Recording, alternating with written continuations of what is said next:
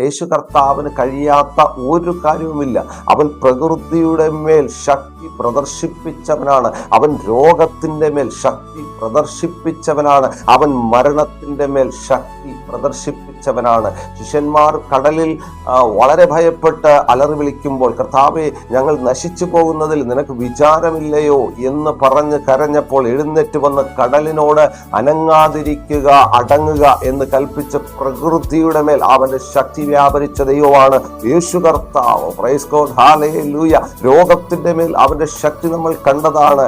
അതെ, 12 സംവത്സരമായിട്ട് രക്തസ്രവം മൂലം ഭാരപ്പെട്ട് സകല പണവും ആശുപത്രികളിൽ കൊണ്ടുപോയി കൊടുത്ത, സകല വൈദ്യന്മാരുടെ അടുക്കൽ പോയിട്ട് ഒന്നിനാലും രക്ഷപ്പെടാത്ത ഒരു സ്ത്രീ അവന്റെ വസ്ത്രത്തിന്റെ തൊങ്കൽ ഒന്ന് തൊട്ടാൽ രക്ഷ പ്രാപിക്കും, അല്ല എന്റെ രക്തസ്രവം നിൽക്കുമെന്ന് വിശ്വസിച്ചുകൊണ്ട് അവന്റെ വസ്ത്രത്തിന്റെ തൊങ്കൽ തൊട്ടപ്പോൾ അവിടെ രോഗസൗഖ്യം വ്യാപരിച്ചു. കർത്താവ് ചോദിച്ചു, എന്നെ തൊട്ടത് ആർ? എങ്കിൽ നിന്ന് ശക്തി പുറപ്പെട്ടു. മഹാദൈവമായി യേശു കർത്താവിൽ നിന്ന് ശക്തി പുറപ്പെട്ട് രക്തസ്രവം ഉടനെ നിന്നു. എങ്കിൽ ഇന്ന് പകൽക്കാലം ഞാനിങ്ങനെ വിളിച്ചു പറയാം, രോഗത്തിന്റെ മേൽ അവൻ ശക്തി പ്രദർശിപ്പിച്ച മഹാദൈവമാണ്. 4 ദിവസമായി കല്ലറയ്ക്കകത്ത് കടന്നു. മരണം അവനെ മാടി വിളിച്ച് കല്ലറയ്ക്കുള്ളിൽ അടക്കം ചെയ്ത് യഹൂദന്മാരും അവന്റെ കുടുംബക്കാരും അവനെ കല്ലറയ്ക്ക് അകത്ത് അടച്ചു വെച്ചപ്പോൾ 4-ാം ദിവസം നാറ്റം വമിച്ച ലാസറിന്റെ കല്ലറയുടെ മുമ്പിൽ എന്റെ അരുമനാഥനായ